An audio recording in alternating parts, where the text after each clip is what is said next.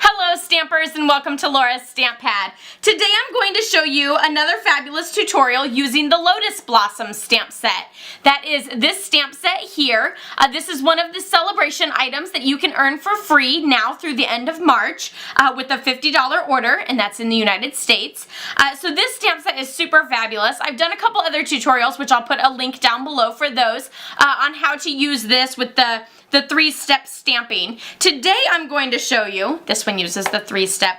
Today I'm going to show you this one though. This one I actually used a little bit of some masking so that I didn't have stems and flowers just overlapping and all over the place, because the first time I did it, that's what I got. So instead I used a mask to kind of cover some things up so that I could have that, that 3D effect where it looked like the stem was going behind the flower. So you can see here that these stems stop at the end of that flower instead of going and covering up that blue flower that's there at the bottom there.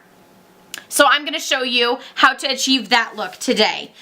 Today I'm going to be using my favorite color, which is pink. So I'm using Melon Mambo as my darker color, and I'm using Pink Pirouette as my lighter color. And then I'm going to do my stems in Wild Wasabi here. So I'm just going to start off with a piece of Whisper White cardstock. And so here I have that, and I'm going to start with the first one.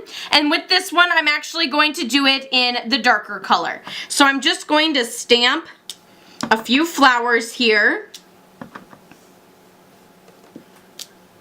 And I'm going to do this whole vase in one color.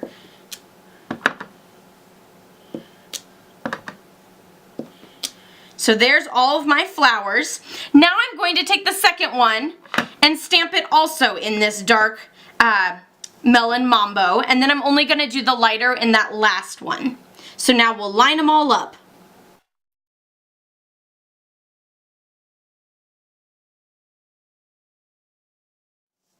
And now we'll go to our Pink Pirouette with that final image.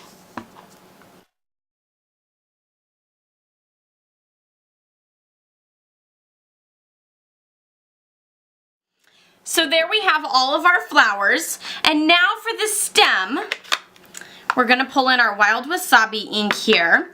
And I went ahead and I stamped one of these flowers onto a piece of grid paper. You could use a scrap piece of paper, and I cut it out. And so I did it here in Melon Mambo.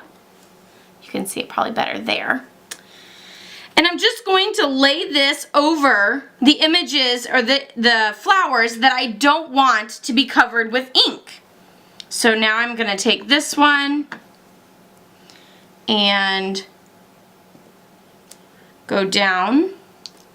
So you can see that the stem stops at this flower. Let me show you.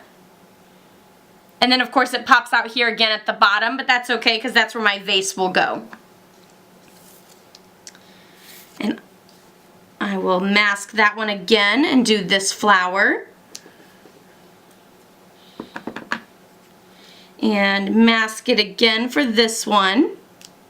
And there's just that little bit peeking out. And there's that last flower there. So now you can see you have this gorgeous bouquet of flowers, but you don't have that mess.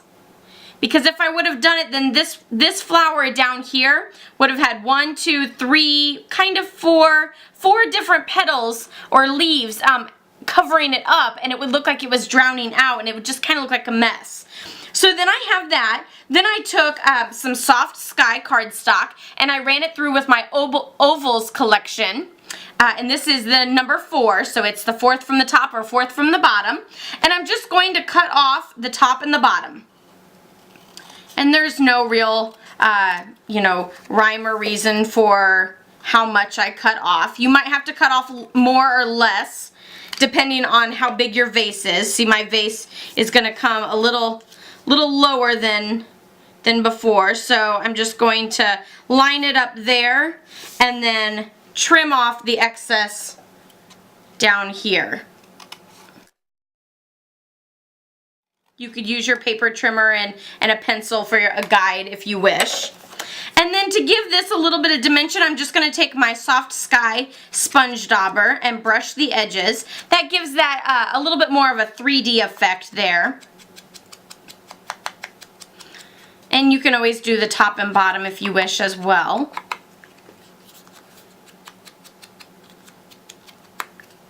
And then just add some snail adhesive to the back and add it to your project. So then you have that beautiful vase there at the bottom and all those beautiful flowers. So let's bring back that original sample. So here's the one using the flowers. This one uses Island Indigo and Lost Lagoon. I used Island Indigo on the vase there, and then for the flowers. And then for these flowers, I actually used Tangerine Tango and Daffodil Delight for that.